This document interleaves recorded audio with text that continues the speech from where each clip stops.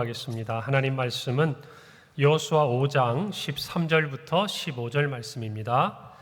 구약 성경 325페이지 여호수아서 5장 13절부터 15절 말씀, 저와 한 절씩 교독하시고 마지막 절 합독하겠습니다. 여호수아가 여리고에 가까이 이르렀을 때에 눈을 들어본즉 한 사람이 칼을 빼어 손에 들고 마주 서 있는지라. 여호수아가 나아가서 그에게 묻되 너는 우리를 위하느냐 우리의 적들을 위하느냐 하니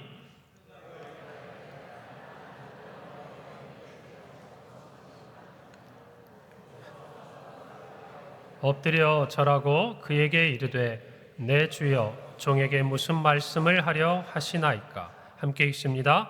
여호와의 군대 대장이 여호수아에게 이르되 내 발에서 신을 벗으라. 내가 선 곳은 거룩하니라 하니 여호수아가 그대로 행하니라. 아멘. 할렐루야. 한 주간 평안하셨죠? 네. 사실 이 인사를 드리기가 오늘은 좀 저희 마음에 그리 편안하지만은 않습니다. 오늘 오는데 날씨가 좀 평소보다 춥더라고요. 그래서 오늘 오시는 걸음이 이렇게 참 날씨가 추운 가운데 우리 성도들 오시겠구나 생각을 하면서도 어찌 보면 지난 한 주간 우리의 마음에도 또 한파가 몰아쳤던 한 주간이 아닌가 생각을 합니다. 뜻밖의 우리가 전혀 예상하지 못한 정치권의 여러 일들로 말미암아서 참 우리 생각이 복잡하고 또 이 나라를 염려하고 근심하는 그런 마음들이 우리 안에 있는 것 같습니다. 다만 이때를 저는 지나가면서 우리 모두의 마음에 믿는 것은 이 나라는 하나님이 다스리신 줄 믿습니다. 온 땅 온 만물들은 하나님이 주인이신 줄 믿습니다. 이 모든 일들 가운데서 우리 서로를 돌아보고 나라를 위해 더욱 기도하고 이 나라가 하나님의 정말 쓰임받는 또 하나님이 사랑하시는 나라가 되도록 우리가 해야 할 일들을 우리의 기도의 자리에서 예배의 자리에서 삶의 자리에서 행하는 저와 여러분이 되시기를 바랍니다. 오늘은 직원 임명주일입니다. 그래서 우리가 함께 일어나서 우리가 직원 임명으로 서약을 했는데 제가 보니까 내가 직원인지도 잘 모르는 분들이 많은 것 같아요. 일어서실 때 쭈뼛쭈뼛 하시는 거 보니까 여러분 이렇게 살펴보시면 여러분 이름이 다 있습니다. 물론 이제 여러 가지 많은 분들 이름 쓰다 보니까 또 여러 가지 실수가 간혹 한두 개 제가 보이긴 합니다만은 여러분 너그러운 마음으로 용납하시고 여러분의 이름을 찾아서 오늘 말씀을 통해 우리가 하나님 앞에서 어떤 정말 직분자로 또 직원으로 서야 하는지를 또 사역자로 서야 하는지를 마음에 새기는 오늘 시간이 되기를 바랍니다. 여러분 제가 마음속에 한 가지 안타까운 것은 우리 모두가 세상에서 주는 어떤 직함이나 또 지위에 대해서는 참 사모해요. 직장에서도 정말 우리가 맡은 어떤 책임의 영역이 또 확장되고 또 우리 학교에서도 또 그 어느 곳에서도 우리가 뭔가 땀 흘려 수고한 그 부분에 대한 인정을 받게 되는 부분들이 경제적인 부분과 더불어서 사회적인 지위가 아니겠습니까? 그 부분에 대해서는 굉장히 소망하고 소중히 여기는데 여러분 제가 보니까 교회에서 정말 이렇게 하나님께서 주시는 이 직분에 대해서 조금씩 성도들의 마음이 뭐랄까요? 예전만 같지 못한 것들을 많이 느낍니다. 여러분 저는 우리가 정말 직분에 대해서요 그것들을 자랑하고 뽐내고 할 것은 결코 아닙니다. 왜냐하면 우리 모두가 이 직분자로 선다는 것이 얼마나 부족한지를 잘 알기 때문이에요. 저도 마찬가지죠. 제가 자격으로 따지면 어떻게 이 자리에 여러분 앞에 서겠습니까? 우리 모두가 다 그렇습니다. 그러나 그럼에도 불구하고 하나님께서 우리를 충성되이 여겨서 주시는 이 직분에 대해서는요 영광스럽게 생각해야 됩니다. 감사해야 합니다. 귀하게 여겨야 합니다. 사모해야 합니다. 여러분 그것이 저와 여러분의 마음이어야 해요. 그래서 오늘 이 직원 임명주의를 맞이해서 다시 한번 작년과 동일한 직분을 맡았던 또 신규로 새로웠던 사역과 직분을 맡게 되었던 우리 모두가 마음을 새롭게 하고 2025년에 그에 합당한 삶을 사는 저와 여러분이 되기를 간절히 바랍니다. 오늘 우리가 읽은 여호수아서는 모세 이후에 이스라엘 민족의 지도자가 된 여호수아가 이제 가나안 땅에 들어가서 약속대로 주님이 약속하신 그 땅을 정복하는 그 이야기를 기록한 책입니다. 출애굽한 이스라엘 백성들은요 가나안에 도착합니다. 그리고 하나님의 능력으로 요단강을요 그 범람하는 강을 마른 땅을 걷듯이 지나가는 기적을 체험하죠. 그래서 그들은 이 요단강 안과 밖에 기념비를 세웁니다. 또 길갈에 이르러서 진을 치고 할례를 행합니다. 하나님의 백성임을 모두가 다시 한번 확인하는 것이죠. 그래서 그들은 하나님의 군대가 됩니다. 그리고 더 나아가서 그들은 유월절을 지내면서 하나님께서 행하신 놀라운 일들을 다시 한번 기억합니다. 그리고 이제 이 가나안 7년 전쟁의 서막을 여는 첫 번째 전투, 가장 중요한 전투를 눈앞에 두고 있는 것이 바로 지금의 본문의 배경입니다. 여러분, 가나안 성에 이르러 첫 전투, 어떤 성입니까? 여러분 한 번쯤 들어보셨을 여리고 성입니다. 이 여리고 성의 전투를 앞둔 시점에 여호수아와 이스라엘 가운데 일어난 한 가지 일에 대해서 오늘 본문이 기록하고 있습니다. 여호수아가 그곳, 그 시간에 하나님이 보내신 여호와의 군대 대장을 만나는 것이죠. 여호수아가 길을 가는데 그의 앞에 칼을 들고 마주 서 있는 한 사람을 보게 됩니다. 여호수아는 그에게 묻습니다. 너는 우리를 위하느냐? 우리의 적들을 위하느냐? 여러분, 이제 낯선 가나안 땅에 왔습니다. 이 땅을 정복해야 합니다. 그런데 모르는 낯선 사람이 자기를 향해 칼을 뽑아 들고 서 있습니다. 경계할 수밖에 없죠. 그래서 묻는 겁니다. 쉽게 말하면 이런 거죠. 우리 편이냐?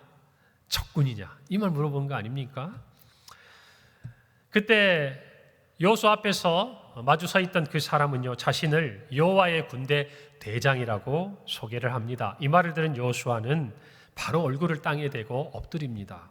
그리고 절하며 하나님이 어떤 말씀을 나에게 주시는지를 듣기를 원합니다. 그때 이 하나님의 군대 대장이 여호수아에게 하는 말입니다. 오늘 15절이죠. 여호와의 군대 대장이 여호수아에게 이르되 내 발에서 신을 벗으라. 내가 선 곳은 거룩하니라 하니 여호수아가 그대로 행하니라 라고 성경이 기록합니다. 뭐라고 얘기했습니까? 내 발에서 신을 벗으라는 것입니다. 내가 선 그곳이 거룩하다는 것입니다. 이 말을 들은 여호수아는 성경에 기록되지 않지만 신발을 벗습니다. 분명합니다. 왜냐하면 그 이후에 그가 하나님의 인도하심 가운데 이스라엘 백성과 함께 여리고 성을 함락하고 승리로 이끌었기 때문입니다. 오늘 직원 임명주의를 앞에 두고 저와 여러분의 이 마음의 부분들을 결단하고 생각해야 될 하나님 주시는 귀한 말씀이라고 생각을 합니다. 2025년 한 해 동안 우리는 우리의 삶의 자리에서 어떻게 하나님 앞에 쓰임받을 것인가? 어떻게 우리에게 주신 그 직분에 합당한 삶을 살아내며 어떻게 우리에게 주신 그 사역의 자리에서 주님이 인정하시는 착하고 충성된 종으로 설 것인가? 오늘 그 말씀을 통하여 하나님의 뜻을 깨닫고 우리 모두가 하나님 앞에 쓰임받는 2025년이 되기를 간절히 소망합니다. 하나님께 쓰임받는 사람은요, 한번 저를 따라서 합시다. 하나님께 복종하는 사람입니다.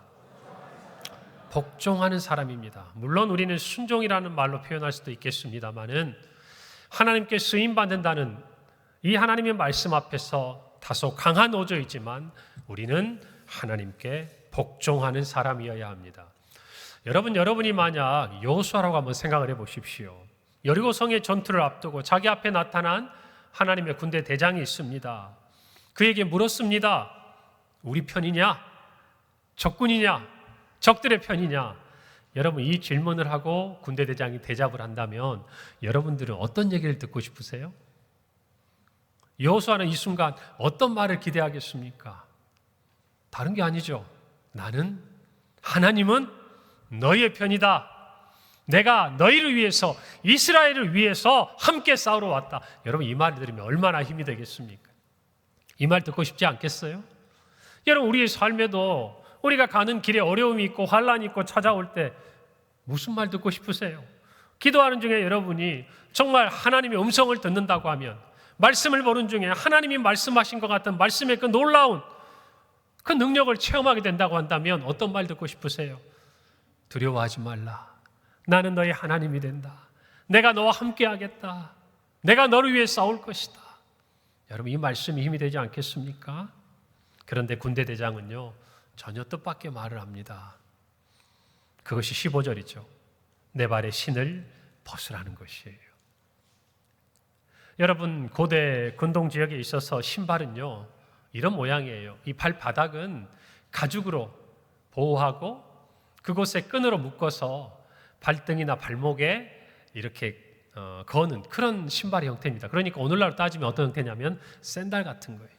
자, 이런 신발을 신고 여러분 그냥 길을 간다고 생각해 보세요. 지금처럼 무슨 도로가 있습니까? 아스팔트가 있습니까? 무슨 시멘트가 깔려 있습니까? 온통 흙 아니에요? 더군다나 여러분 이스라엘을 한번 생각해 보세요. 그냥 건조한 땅, 우기가 아니면 흙이, 그리고 우기가 되더라도 우기가 오면 어때요? 농사 짓기 좋으니까 거기에는 물을 잔뜩 먹은 진흙투성의 땅 아니겠습니까? 그러면 그 땅에 여러분 그런 샌들 같은 신발을 신고 다니면 발이 어떻게 되겠습니까? 더러워지는 것이죠. 여러분 그래서 성경 말씀을 보면 이 발은요 자신의 연약함, 수치, 죄를 상징하는 것이었어요. 그래서 누군가 앞에서 발을 벗는다는 건 어떤 의미냐면 나의 모든 부끄러운 것, 내 모든 것을 드러내는 거예요. 여러분 그러니까 어떤 의미겠어요? 하나님 앞에서 특별히 하나님의 거룩한 임재 앞에 있을 때 신발을 벗는다는 의미는 어떤 의미일까요? 하나님 앞에 내 모든 것을 드러내놓고 겸손하게 무릎 꿇는 거예요. 복종하는 거예요. 여러분 신발을 벗는 거는 이런 것과도 비슷할 것 같다는 생각을 한번 해봤어요. 여러분 동물의 왕국 이렇게 방송에서 보여주는 모습 많이 보셨죠? 거기 보면 이렇게 사자들, 특히 수컷들 보면 이렇게 호랑이도 마찬가지지만 어때요? 같은 수컷 무리가 이렇게 딱 모이면 무엇부터 그 안에서 시작이 됩니까? 서열이 정리가 되잖아요. 누가 대장이냐, 두목, 사자냐, 리더냐 이게 결정이 되잖아요. 호랑이도 마찬가지고. 자, 그런데 호랑이보다는 이제 사자가 무리지어 행동을 하니까 자, 두 마리가 한판 붙었습니다. 힘을 겨뤄보니까 딱 우열이 판가름이 됐어요. 그러면 패한 사자가 어떤 자세를 취합니까? 어떤 자세를 취해요? 벌랑 뒤집어서 어떻게 합니까? 배를 드러내놓고 자기가 더 이상 싸울 의사가 없다고, 내가 당신을 나의 리더로 인정하겠다고, 뭐 당신이라니까 좀 이상하지만 그런 의미들을 서로가 전하는 거 아니겠어요? 신발을 벗는다는 거는요 하나님 앞에 그렇게 납작 엎드리는 거예요. 나는 당신의 소유입니다. 나는 당신의 종입니다. 그 다음에 뭐예요? 이제는 나는 당신이 시키시는 대로 행하겠습니다. 이 표현을 나타내는 거예요. 하나님께서 신발을 벗으라 라는 이 말 속에는 하나님 앞에 마땅히 하나님의 부름받은 사역자로서 취해야 될 태도가 어떤 것인지를 알려주고 있는 거예요. 여러분, 이러한 장면은 하나님께서 모세를 부르실 때도 동일하게 나타납니다. 출애굽기 3장 5절에 보면 이렇게 기록되어 있어요. 하나님이 이르시되 이리로 가까이 오지 말라. 내가 선 곳은 거룩한 땅이니 뭐라고 그러셨어요? 내 발에서 신을 벗으라. 하나님께서 호렙산 떨기나무 불꽃 가운데서 모세를 부르실 때 하신 말씀입니다. 모세와 여호수아에게 찾아오신 하나님께서 왜 이와 같은 행위를 요구하고 계실까요? 여러분, 이거 두 사람이 처한 상황을 보면 우리는 분명히 이해할 수가 있어요. 여러분, 모세는 어떤 상황에서 이 말씀을 듣습니까? 하나님께서 모세를 이제 애굽 왕 바로에게 보내서 내 백성을 나오게 하라. 400년이 넘는 기간 동안 애굽에서 머물며 지금 종살이하고 있는 이 이스라엘 백성들을 하나님께서 출애굽하시기 위해서 약속의 땅 가나안으로 이끌어가기 위해서 모세를 향한 계획을 세우시고 그를 부르실 때에 그에게 하신 첫 번째 말씀이 바로 신발을 벗으라는 거예요. 하나님과 모세와의 관계를 분명하게 설정하시는 거예요. 여호수아에게도 마찬가지인 거예요. 이제 여호수아는 요단강을 건넜습니다. 그러나 이제 정말 진정한 전투가 시작되는 거예요. 여리고 성의 전투, 강한 성, 이스라엘 백성의 힘으로는 도저히 무너뜨리기 어려운 그 성 앞에서 하나님은 그 어떤 말씀보다 먼저 여호수아에게 무슨 말씀을 하시는가? 내 발의 신을 벗으라고 하시는 거예요. 이게 무슨 말씀이겠어요? 애굽 왕 바로에게서 내 백성을 이끌어내려면 여리고 성의 전투에서 승리하며 이후의 모든 전투를 통해서 승리를 가져오고 이 가나안 땅을 정복하려면 하나님 앞에 무릎 꿇으라는 것이, 하나님 앞에 복종하라는 것이, 하나님의 말씀대로 따라야 한다는 것이에요. 여러분, 그것이 하나님께서 사용하시고자 하시는 사람들에게 요구하시는 첫 번째 모습이에요. 그걸 아셔야 돼요. 여러분, 이스라엘에서 신을 벗고 다니는 두 종류의 사람이 있습니다. 한 부류는요, 아기들이에요. 여러분, 아기들은 신발이 필요가 없습니다. 왜 필요가 없습니까? 왜 필요가 없어요? 안 키워보셨어요? 걷기 전에 제가 그래서 아기라고 그랬잖아요. 어린이가 아니고. 여러분, 아기들은 어떻게 해야 여기서 저기로 이동할 수 있습니까? 그럼요. 엎혀서 가든지 안겨서 가든지 부모의 등에 엎여서든 안겨서든 가는 거예요. 그러니까 신발이 필요 없는 거예요. 그런데 또 한 부류가 있어요. 바로 노예들입니다. 노예는 신발을 신을 권리조차 없었던 존재들이었어요. 사랑하는 성도 여러분, 발에서 신을 벗으라는 이 말은요, 이 전쟁에 있어서 너가 가진 권리는 없다라는 것을 선포하는 거예요.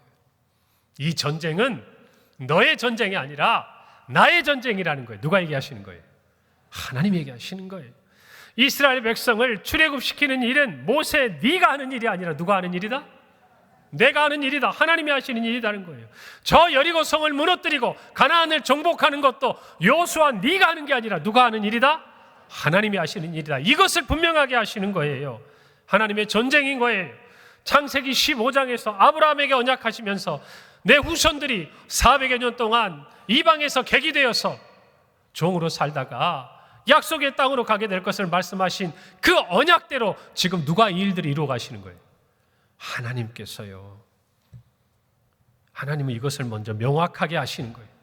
단지 그 시간 속에 모세와 여호수아는 하나님에게 쓰임받는 존재라는 거예요.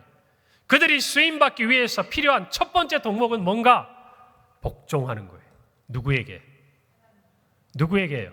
하나님께 복종한다 그 말이에요. 저와 여러분 모두도 마찬가지. 우리에게 맡겨주신 직분이 있습니다. 또 사역이 있습니다. 그 일을 위해서 하나님이 기뻐하시고 우리 모두가 하나님께 영광을 돌릴 만한 그 열매를 얻기 위해서 우리가 어떻게 해야 될까? 우리 부서는 어떻게 변화돼야 될까? 우리 교회는 어떻게 나가야 될까? 고민하는 거 필요해요. 그러나 그에 앞서 하나님이 우리에게 분명하게 확인하시고 요구하시는 게 있어요. 바로 나에게 복종하느냐 그 말이에요. 평강교회는 나에게 복종하고 있느냐 그 말이에요. 평강교회 담임 목사를 비롯해서 모든 직분자들은 하나님 앞에 복종할 선포와 선언과 준비가 되어 있냐 그 말이에요. 그것이 되어 있으면 나머지 누가 하시는 거예요? 하나님이 우리를 사용하시는 거예요.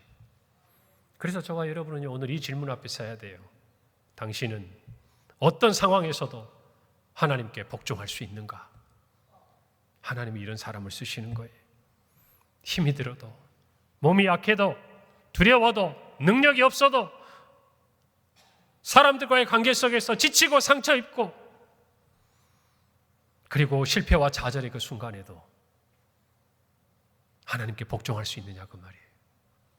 영광의 순간에도, 내가 잘할 수 있고 잘 되고 있고 또 잘하고 싶은 그 순간에도 하나님이 노라고 이야기하면 멈출 수 있는, 철저하게 하나님 앞에 복종할 수 있는 그와 같은 선언과 선포가 결단이 되어 있느냐 그 말이에요. 오늘 저와 여러분은 그것을 먼저 확인해야 합니다. 여러분, 사랑의 교회를 개척하시고 제자훈련 목회를 평생 섬기시고 헌신하신 고 옥하는 목사님, 옥 목사님이 소천하신 이후에 사모님께서 사랑의 교회 부교역자들이 있는 자리에 잠깐 오셔서 고인이 되신 옥 목사님에 대해서 이렇게 말씀하셨어요. 제가 증인이니까 있는 그대로 말씀드릴게요. 그 말 그대로 옥하는 목사는 하나님 앞에서 벌벌 떨었던 사람입니다. 그래서 평생을 살아오면서 큰 교회 그 많은 성도들을 섬기고 사역하시다가 하나님을 품행하신 그 목사님을 평생 곁에서 바라보았던 아내가 마지막 그 남편이 세상을 떠나고 그 뒤를 따르고자 하는 자신의 남편을 존경하고 그 목회 철학을 배워가고 있는 그 후배 목사들에게 자기의 남편에 대해서 했던 그 한마디의 문장이 뭐였냐? 오카논 목사는 하나님 앞에서 벌벌 떨었던 사람이라는 거예요. 여러분, 성도들 앞에서는요, 단호하셨어요. 무섭게 책망했어요. 눈물을 흘리면서도 성도들은 그 말씀대로 살려고 애썼어요. 그때 제가 신앙생활했던 권사님이 그런 얘기를 하시더라고요. 순장반, 오늘 말하는 구역장 모임이죠. 그 모임을 하면 매주 혼났대요. 그 혼내시는 말씀이 섭섭하고 너무 아파서 울면서 나오는데 그 다음에 뭐라고 그러신지 아세요? 그런데 그게 너무 좋았대요. 그 시간이 너무 행복했대요. 사랑하는 성도 여러분, 사람이 두려웠던 게 아니에요. 세상을 향해서는 담대했어요. 그러나 누구 앞에서는요? 누구 앞에서는? 하나님 앞에서 배를 드러내고 두 발과 두 팔을 들고 나는 당신의 종입니다. 여러분, 그것이 사역자의 자세예요. 저만이 아니다 그 말입니다. 목사의 얘기만이 아니다 그 말이에요. 저는 당연하고 이 자리에 있는 여러분 모두가 하나님 앞에서 직분자요 사역자로 산다는 것은 바로 그와 같이 하나님을 경외하고 우리의 삶의 모든 자리에서 하나님 말씀에 복종할 수 있는, 벌벌 떨 수 있는 그런 하나님의 사람들로 서야 한다는 거예요. 하나님 앞에 벌벌 떨어야 세상을 두려워하지 않습니다. 하나님 앞에 벌벌 떨어야 세상 가운데 나아가 믿음을 지킬 수 있는 거예요. 이것이 없으면 우리에게 맡겨준 직분도, 우리에게 맡겨주신 사역도 우리는 감당할 수가 없는 거예요. 그래서 하나님은 무엇보다 먼저 얘기하시는 거예요. 내 발에 신을 벗으라는 거예요. 이 말씀이 참으로 두렵고 경외를 느끼는 성도는 즉각 그 자리에서 신을 벗게 돼 있어요. 오늘 저와 여러분이 그 믿음으로 나아가기를 바랍니다. 그래서 하나님께 복종하는 사람은요, 하나님의 부르심에 따르기 위해 기꺼이 자신의 권리를 포기하는 것이에요. 그것이 바로 예수님의 마음을 본받는 거예요. 빌립보서 2장 5절에서 8절 말씀, 우리가 너무나 잘 아는 말씀이죠.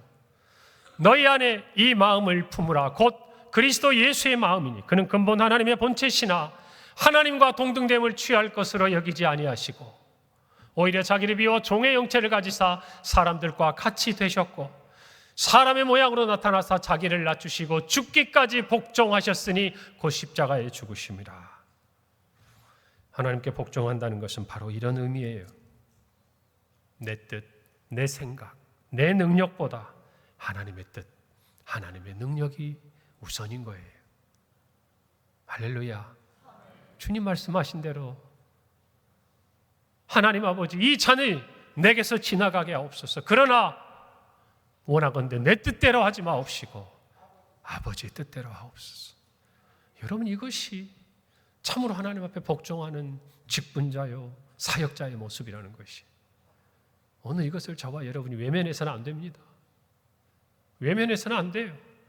언제까지 직분은 가지고 있고 사역의 이름은 가지고 있으면서 하나님보다 앞서고 내 뜻 내 사역으로 그렇게 찾아가겠습니까?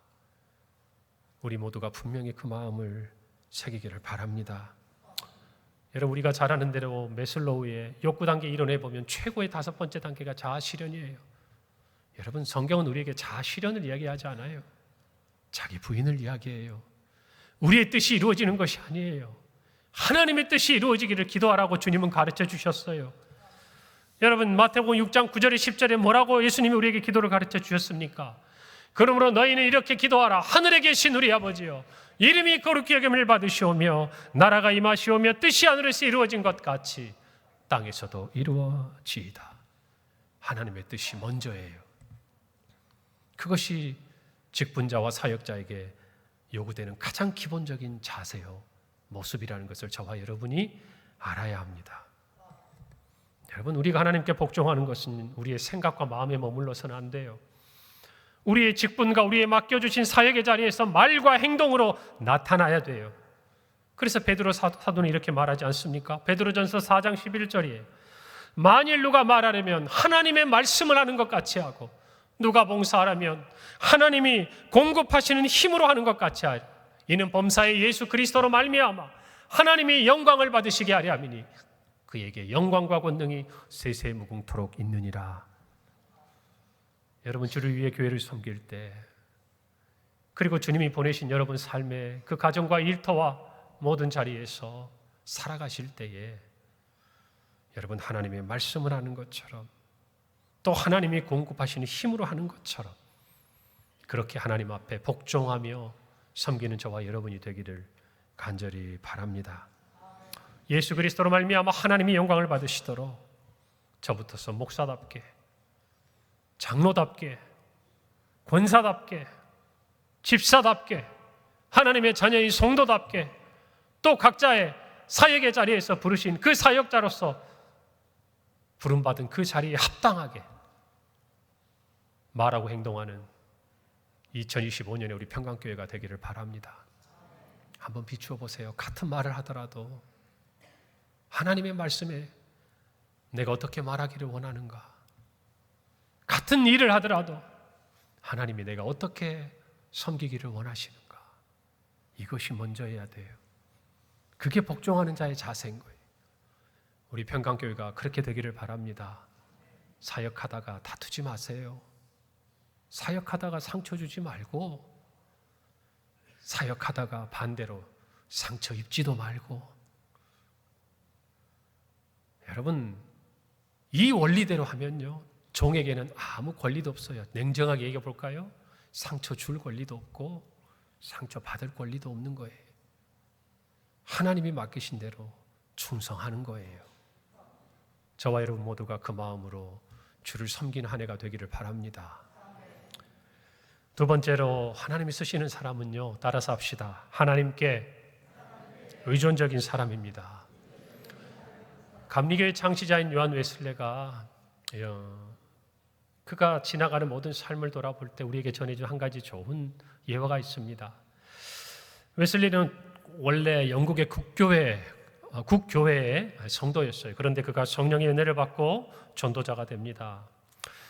그것을 못마땅하게 생각했던 교회들이 그에게 장소를 빌려주지 않았어요. 그래서 그는 길거리를 다니면서 사람들에게 복음을 전했습니다. 이 모습을 불편해했던 영국 국교회는 그를 이단으로 규정하고요, 또 그를 교회 밖으로 내쫓았어요. 그리고 그에게 온갖 나쁜 소문을 씌우고 죄목을 붙여다가 그를 고소하기까지 했습니다. 더 나아가서 그를 반대하는 책과 전단지를 만들어서 사람들에게 전했어요. 여러분, 오늘날로 따지면 방송에서 유튜브, SNS 모든 데서 뭐라고 얘기합니까? 웨슬리는 나쁘다. 그는 잘못됐다. 그가 말한 건 거짓이다. 여러분, 그 얘기를 듣고 나면 사람들이 어떤 반응을 보일까요? 가는 곳마다 웨슬리는 핍박을 받았어요. 폭도들에게 붙들려 죽을 위기에 처하기도 합니다. 그런데 이 고난을 받으면서 웨슬리는 이렇게 생각을 했어요. 내가 하는 이 사역이 바로 가고 있구나. 하나님께서 나와 함께 하시는구나. 어느 날 웨슬리가 말을 타고 길을 가는데요, 그날따라 희한하게 누구도 자기에게 비난하거나 조롱하거나 그런 사람이 나타나지 않는 거예요. 그 순간 웨슬리가 말에서 내립니다. 그리고 기도합니다. 이렇게 해요. 하나님, 왜 사람들이 저를 핍박하지 않습니까? 혹시 제가 하나님께 잘못한 것이 있다면 저에게 가르쳐 주십시오. 기도하는 모습을 보고 있던 지나가던 한 사람이 웨슬리를 보고 돌을 집어 던졌습니다. 그때야 웨슬리가 이렇게 기도합니다. 하나님 감사합니다. 제가 바로 가고 있군요. 하나님 아직도 저와 함께 하시는군요. 사랑하는 성도 여러분, 하나님께 쓰임받는 자의 여부는 그가 얼마나 능력이 있는지가 아니에요. 그가 얼마나 하나님을 의존하고 있는가 하는 거예요. 의존하고 있는가. 내 삶이 어떤가가 아니라, 그것으로 말해주는 것이 아니라 오히려 그 고난의 징표를 가지고 하나님이 나와 함께 하시고 하나님이 나를 지켜주신다는 그 믿음을 갖는 것이 웨슬리에게는 중요했던 거예요. 오늘 저와 여러분도 마찬가지입니다. 한결같이 하나님께 쓰임받는 사람들의 특징이 있어요. 그것은 바로 세상 앞에서는 담대하지만 하나님 앞에서는 늘 자신의 연약함을 알고 겸손하게 하나님 앞에 의지하고 의존하는 사람이에요. 하나님이 요구하시는 첫 번째 단 하나의 조건이 있다면 그것은 복종하는 것처럼 하나님께 의존하는 거예요. 여러분은 하나님을 얼마나 의지하고 있습니까? 하나님이 여러분에게 어떤 의지가 되십니까? 여러분이 살아가면서 삶의 자리에서, 사역의 자리에서, 직분자로 살아가면서 정말 하나님 아니, 여기에서 저기도 갈 수 없을 만큼 어린 아기가 엄마의 품에 안겨 있는 것처럼 그렇게 하나님을 의지하고 계십니까? 어쩌면 아이들이 자라가면서 점점 부모의 품을 떠나려고 하죠. 우리가 살아가는 이 세상에서는 너무나 당연한 일이고 그것이 성장해가는 과정에 있는 일이지만 하나님 앞에서는 아니에요. 세상 앞에서는 어른이 돼도 하나님 앞에서는 아기가 돼야 되는 거예요. 그것이 저와 여러분이 주신 직분과 사역을 감당함에 있어서 가장 중요한 조건이 되는 겁니다. 하나님을 의존하는 그에게 하나님은 능력을 베푸세요. 잘 들으세요. 하나님을 의지하는 자에게 하나님은 능력을 베푸시는 거예요. 그래서 하나님의 부름받았던 한결같이 하나님께 쓰임받았던 그 사람들 모두 하나님을 의존했던 사람이에요. 처음에 그 길에서 벗어났다면 단언컨대 하나님을 의지하지 않고 자신의 경험과 자신의 능력과 자신이 행한 일들을 의지하다 보면 넘어지고 쓰러지는 거예요. 오늘 저와 여러분이 이 마음을 변치 않기를 간절히 바랍니다. 하나님 없으면 나는 아무것도 아니고 아무 일도 할 수 없다고 고백하고 순종해야 합니다.